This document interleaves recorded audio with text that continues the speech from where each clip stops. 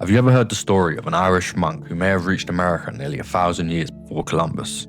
Not a Viking warrior, not a royal expedition, but a small group of monks in a leather boat sailing into the unknown Atlantic with nothing but faith. His name was St. Brenden the Navigator, and his story is one of the strangest yet most fascinating voyages in all of medieval history. Because, according to ancient accounts, Brenden didn't just explore the ocean, he found islands no one could explain. He encountered creatures sailors thought were monsters, and he may have crossed the Atlantic nearly 5 centuries before the Vikings. The real question is, however, how much of the story is legend and how much might actually be true? To understand Brenden, we need to go back to the 6th century in Ireland, one of the most remarkable places in early medieval Europe. While much of the continent was struggling after the collapse of the Roman Empire, Ireland had become a centre of learning, monasteries and scholarship. Monks copied manuscripts, studied theology, and travelled across Europe spreading Christianity. But among them was a man who looked west instead of east, St. Brenden the Navigator. He was born around the year 484 near Tralee in County Kerry. From a young age he was known for his deep devotion, his discipline and unusual courage. Stories about him describe a monk who believed the natural world revealed the power of God, and that the sea itself was part of the divine mystery. Early Irish monks practiced something called peregrinatio, a Latin word meaning leaving home for the sake of God, travelling wherever fate and faith carried you. Most monks crossed the Irish Sea. Brenden decided to cross something much bigger. According to a famous medieval account called the Voyage of St. Brenden, Brenden gathered 14 fellow monks and built a boat called the currach. Now this is where the story becomes almost unbelievable. The currach was not a large ship. It was a wooden frame covered with animal hides and sealed with grease to keep out the water. In other words, Brenden and his companions were about to sail into the Atlantic Ocean and was essentially a leather boat. No compass, no charts, no knowledge of what lay beyond the horizon, only prayer and courage.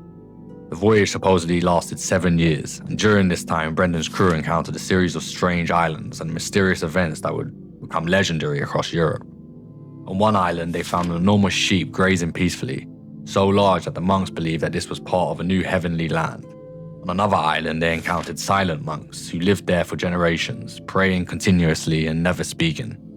Then there were the island of birds. Thousands upon thousands of white birds filled the sky, singing in unison. The monks believed they were hearing a heavenly choir. But the most famous moment of Brenden's voyage happened on Easter. Brenden and his monks landed on what looked like a small rocky island. They gathered stones, they lit a fire, and began preparing their Easter meal. But then something strange happened. The ground beneath them began to move. Slowly, then violently. The island was not land at all. According to the story, it was a gigantic sea creature named Jaskiness. Realizing the danger, the monks rushed back to their boat just as the creature began to dive beneath the ocean. For centuries, stories like this have made historians dismiss Brenden's voyage as pure myth. But then something unexpected happened in the 20th century. In the 1970s, an explorer named Tim Severin decided to test whether Brenden's journey was actually possible. Severin built a full replica of Brenden's leather currach, using the same techniques medieval monks would have used. Then he attempted to take the voyage himself. Starting from Ireland, he sailed across the North Atlantic, first to Iceland, then to Greenland, and finally to Newfoundland in Canada. Against all expectations, the boat survived the journey. The winds, the ocean currents, the island chain across the North Atlantic made the voyage surprisingly realistic. So suddenly, Brenden's story didn't sound so impossible.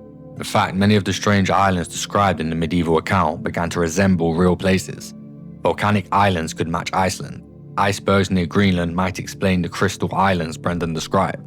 Floating volcanic pumice could look like mysterious black land drifting across the ocean. Even the sea creature might have been something far less mythical. A whale resting near the surface could easily appear like a small island to sailors who had never seen such creatures before.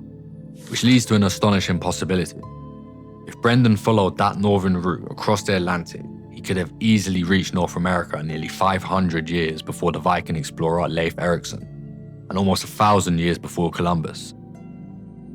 So it wouldn't be far-fetched or unrealistic to believe this actually happened. The route makes sense, the technology existed, and experiments like Tim Severin's proved the leather boat could actually make the journey. But this legend actually has many more layers. The Vikings later recorded that they found Irish Christians already living in North America when they arrived.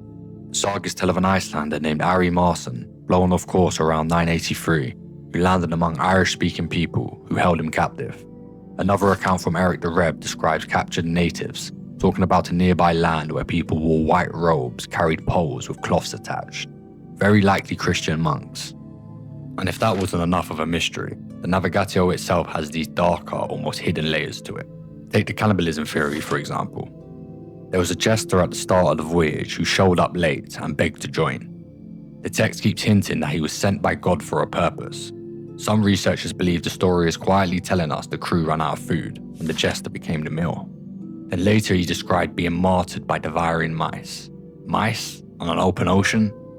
It reads like a coded way of saying the crew ate him and the mice were either a metaphor or the last gruesome detail they couldn't quite hide.